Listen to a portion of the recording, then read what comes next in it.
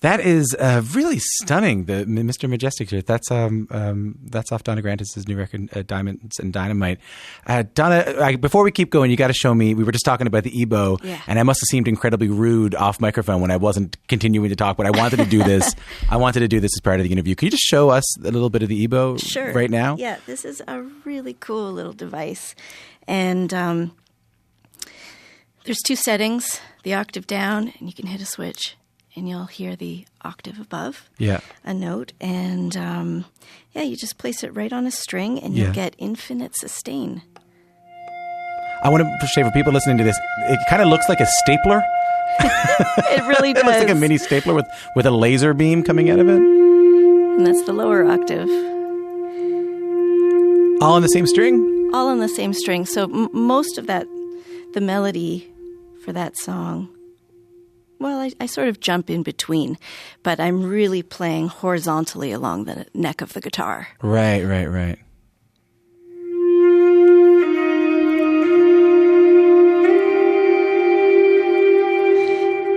And you can control the volume by sliding closer to or further away from the pickup that you're on. Oh, really? So so you're on the neck pickup? Neck pickup. And you are, such a acoustic guitar player that my electric guitar knowledge is insane. Yeah. So you're playing through the neck pickup right now, which is the pickup for people listening to this closest to the neck of the guitar. So as you get closer to the bridge, it'll diminish in volume? And that's how I can control the volume and really swell into loud notes by moving the EBow closer to the neck. Beautiful. So tell me a little bit about this record. When did you start working on the music in this record? I started writing it in 2016. Okay. 2015. Right. The end of 2015, actually. Mm-hmm. Was there anything in particular that spurred the creation of this record or spurred the composition? Yeah. Miles Davis's music from his Electric period in the 70s. And Prince actually turned me on to that music. Before we would, hit the stage with Third Eye Girl, often the song Recollections from the album Big Fun by Miles Davis played in the PA while people would, enter the venues and take their seats. And that record opened up a whole new world for me of music recorded, during that era. Other albums like Dark Magus, Bitches Brew, and Live Evil on the Corner. Even though I studied jazz, I wasn't aware of this really cool music, which included a lot of electric guitar with effects, overdrive, wah, tones and sounds that I love. And I'm really thankful for the introduction to that body of work. How much of the music on this record is like generative? Like how much of the composition was happening generatively? Like how much were you improvising and then seeing what happens at the end? How much were you charting? How much were you through composing? The songs were composed in advance of me bringing them to the other musicians. Yeah. But I kept the framework of the arrangements pretty loose. Mm-hmm. And I wanted to take a really organic approach with the band, which is something that I learned from Prince when he would bring in new compositions to the ladies and I from Third Eye Girl. So I had the different sections mapped out. A fair amount of the music was composed, but also I would say maybe an equal amount. There are open sections where I really encourage all the musicians to just go for it, really be themselves and, play their hearts out. What's important because I know to improvise with somebody else takes such a massive amount of trust. Like, what do you think a musician needs to have for you to be able to trust them in that way, in order to trust them to improvise on your music? I think it's just a matter of really listening and interacting. That's what makes that's one of the things that makes improvisation really fun. Is hearing the drummer do something and then picking it up, and then they respond, and then it just builds into something that is never really planned, but it just happens. That's where the magic, I think, lies. Do you think you have to have a good relationship with them outside of your instruments? I often think about that. No, I don't. No? No, you can improvise well with someone who maybe you don't get along with well off stage? I think it's absolutely possible. It's just a matter of, you could leave all that other stuff to the side, but it's just a matter of like musically being responsive and paying attention. Donna, I'm so happy you brought up Prince because I've been trying to figure out how to bring it up to you because I know it's, to me, he's this icon and this, this legend of music, but I know to you, he's a friend, and not just a friend, but a friend who's passed. So I know it's sensitive to talk about. So yes. I appreciate you bringing him up. Can you just tell me, I want people to hear this amazing story. Like, I think I first saw you play guitar at the Edmonton Folk Festival. Oh, probably. After party. Yeah. Maybe like 12, maybe 8 years ago, 10 years ago. Probably. Yeah. You were playing with Shakira Saida. Yes. We were all kind of having a beer out in the lobby, and it was like in Back to the Future where someone kind of busted the door open and said, "You have to come in and see this guitar player. Everybody run in right now." And we all kind of, jogged in with our banjos, and we just saw you rip that night. So, and then the next thing I saw, you were playing with Prince. Yeah. And I said, that's the missus from the Edmonton Folk Festival. So tell me, can you give us the story of how this happened? Sure. So I was, a musician in Toronto for years, playing with Shakira Saida and Sate, so many wonderful Canadian artists. And my dream was always to jam with Prince. Oh, really? You were a fan? Oh, yes, totally. Yeah. And in November of 2012, I got an email that said, hi, wondering if you would be interested in coming to Paisley Park to jam with Prince and the band. Okay, so this wasn't from him. This was just from some... It was from Hannah Welton's husband. Hannah Welton is the drummer in Third Eye Girl. Okay. Did you believe it? No. I did a little bit of digging online. Is this person legit? And then, that led me to Hannah's website. And then, we had a conversation on the phone. Within a couple of days, I had a short list of songs to learn. What was going through your head? Like, what was... I was thinking, I've got to prepare these songs. Okay, get down to work. I understand. Get down to work, play technically perfectly with the right tones and great feel. And, that was all consuming. I can tell by looking at you now. Yes. I can see you sort of go back. I can see a certain anxiety come up in you now as you remember having to practice for Prince. Yeah, the music is just so incredible. Yeah. So what a task to be given. Yeah. And then I had a one-way flight out to Minneapolis, and the rest is history. So what can you tell me what it's like to go in there? How did you feel when you opened the door and you're in Paisley Park? I thought, wow, what an enormous creative space. I walked into the soundstage, which is where a lot of concerts are held at Paisley. There was a giant stage and a sound system with, incredible lights. And Hannah, Ida, and I set up our gear on stage. And then he walked in, introduced himself, and then we got down to business and started playing some music. What'd you play? We played 6 songs initially. Endorphin Machine was one of them, which is a real rocker. Yeah. Purple Rain was one of them. You got to play Purple Rain? Yeah. And he was playing piano, just sort of watching me play guitar on that tune. And Cause and Effect, which is a rare... That's one of those songs that was released through a radio station in Minneapolis, like a hard to find deep cut. Yeah.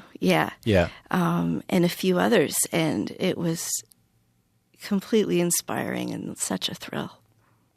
And you had to play the Purple Rain solo while he played piano? Yes. But by the way, I want to point out that I'm not saying this because you're not you're one of the best guitar players I know, but I think any guitarist would be stressed out having to play the Purple Rain solo for Prince. it's really sink or swim. It's do or die. Yeah. And I always felt like when I was on stage and with Prince and the band, and he would point to me or he would say, "Come on, Donna," it's time to just go for it, and give it 100%. Can you play any Purple Rain right now? Just while I have you? Can you just give me a tiny little bit? Yeah. Let's get the right sounds here. Oh my God.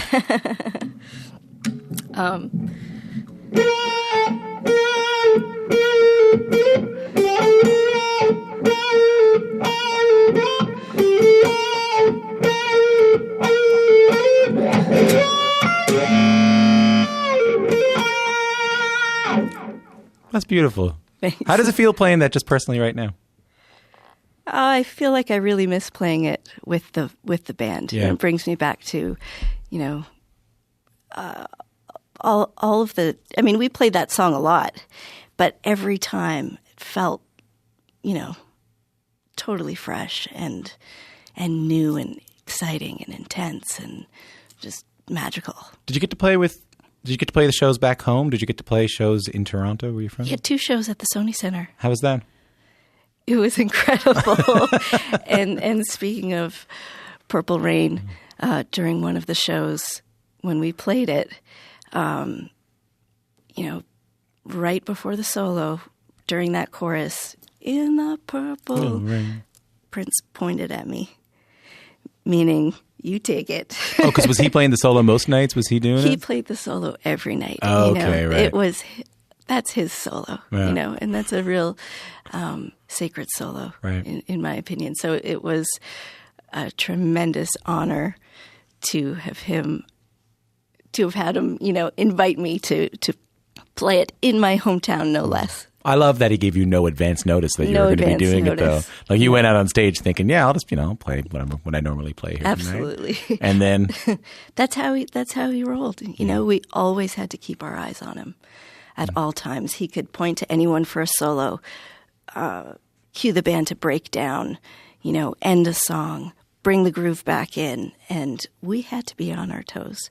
Well, if you talk about Miles, like Miles Davis, who we were talking about as being a big inspiration on your new record, I mean, that's how he operated too. I mean, some say you get the best. I mean, you would have more to say about this than I would, but you get the best performance if the musician is able to think the least. You know what I mean? Yes. If you're not going to be thinking, okay, my solo's in a couple more bars, if you just have to go, you're going to get something very human. Yes. Absolutely. There's a real sense of urgency on stage, Yeah. To be on. Like, nobody wants to make a mistake on stage with Prince. No. No. But when we're all, on point and making eye contact and in the moment and that magic happens, it's just, there's nothing like it. If you're just tuning in, I'm speaking with Donna Grantis, incredible Canadian guitarist. She's played with Prince for 4 years. Her new album is called Diamonds and Dynamite. It's out now. I'm lucky to get to talk to her with a guitar in her hand. And whenever I get the chance to do that, I always like to ask, do you remember the first song you learned on guitar? Yes, I do.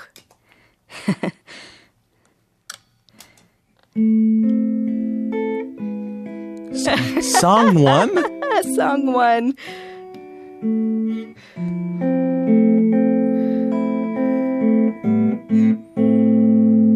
That's, can I say, very challenging to learn Stairway to Heaven as your first song. Yeah, I was a teenager. Yeah. So I wasn't really aware that it was challenging.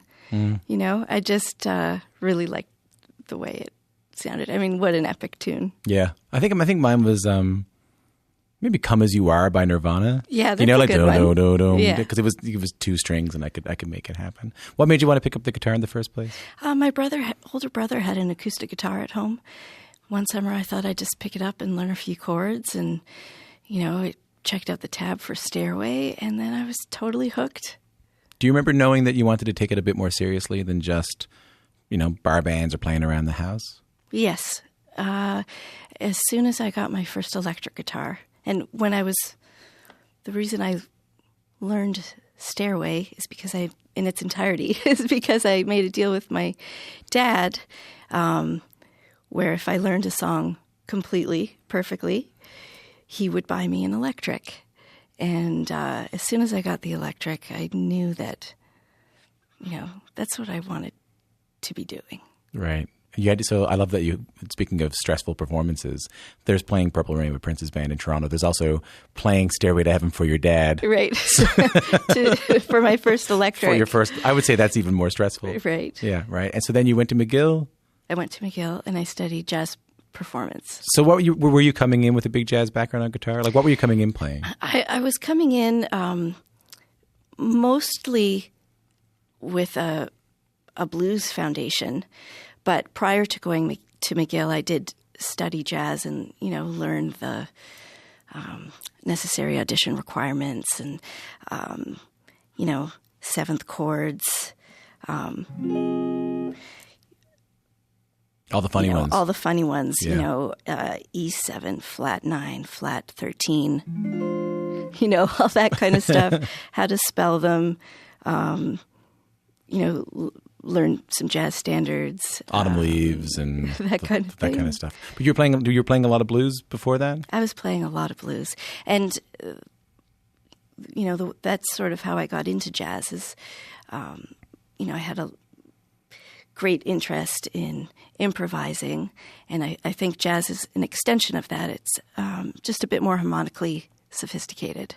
So who were your favorites going into jazz school? Who were your favorites guitarists you were listening to, being inspired by? Jazz guitar players or just guitarists Guitarists in general, yeah. Well, I was listening to a lot of Hendrix. Yeah. Yeah. And Santana, B.B. King, Buddy Guy, Stevie Ray Vaughan, Eric Clapton. So blues. Blues, Yeah. Freddie King, Albert King. But checked out Charlie Parker, Kenny Burrell, Pat Metheny in advance of McGill. And then McGill was quite an intense program. I know this can't be easy, but can you, and tell me if this is impossible, but can you show me a little bit about how your playing would have developed while you were at McGill? I know. Something you might have learned, something you might have picked up that you didn't know on the way in? Yeah. Let's see. So, something like rather than playing this kind of blues, like rather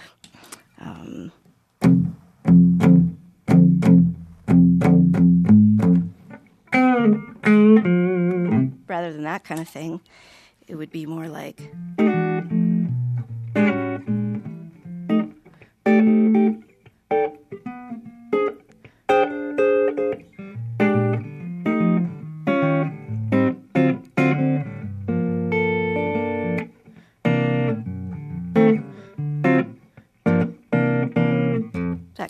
That's my guest, Donna Grantis, playing her version of "Stairway to Heaven" by Lots of Fun. That's really beautiful. So, when you came out of school, what was your relationship with technique, with theory, or because to me it seems like blues is such a I don't want to use the word primitive, so I won't. Is a very feel based music. Yes. It's largely not taught in a lot of like programs. Right. Where you come out of jazz, which is it can be such a heady technique, Yeah. theory-based music. Like, what was your relationship with technique and theory coming out of school? I actually love theory. Really? I really do. But I also love all the feel stuff. You know what I mean? So from a blues perspective, it's kind of like, how do you make one note sound good? Or how can you do a lot of cool things that are really expressive with one note? Like you can take a bend and give it some vibrato. You can bend it in a lot of different ways. Yeah. It's all about that kind of thing. Whereas, definitely, as you mentioned with jazz, it's more about note choices and sounds, chromaticism. So, playing some notes that are a little outside and, sounds that are a bit more unusual, like, but there's a bit more dissonance there. I've always been really into theory, though, so I love understanding how, the relationship between, scales and chords, along with the challenge of trying to make them sound like the note choices are heartfelt. So we've been going through some of your musical education here, from like learning Stairway to Heaven to, learning the blues to going to McGill. I can't help but think when you play with Prince the way you did, do you think you took from something, you learned something from him that you'll take with you as a musician from now on? Oh, for sure. I mean, just listening to him play, let alone, recording with him and performing and trading back and forth. I mean, it was just such a gift. And, there are so many things I've learned from him, from recording concepts, like how to go into a studio, how he approaches going into a studio to record, which was quite surprising to me. A lot of rehearsal, or? No. Oh. No. I mean, we rehearsed all the time, but in many cases before recording a tune, he would show it to us like maybe one time through, you know what I mean? And then he would say, okay, let's ready, You're just on the seat of your pants, terrified. Yeah. Yeah. And we had to be able to really, play a song top to bottom with tones dialed in and levels, perfect and all that kind of stuff. Just like, how we were expected to perform it live. So do you lead your band like that now? I did want to. Yeah, I did take that approach going into the studio to record this record. Yeah. I didn't want to be overly rehearsed because I wanted the other musicians to also kind of be on their toes. I wanted to keep things fresh, and I think when in that environment, a musician's just first instinct really kicks in. And very often, I think that's the best instinct to capture on record. It's been so great talking to you. I know you're going to play one more song, but again, I want to echo what I said off the top, is that, again, to me, he's this icon and these records I listen to, but I know that Prince is your buddy, and to him, he was more than just a musical icon. He was also a friend. So I do really appreciate you talking about something that might be hard to talk about here. Thank you. Do you, on that, when you think back to the memories you have of working with him, musical or otherwise, you can kind of say whatever you want there. What stands out? Oh, the totality of the experience, the relationships, made between musicians and everything, really. Our time on stage and our time off stage. It was a very special time. It was a real gift that I'm thankful for.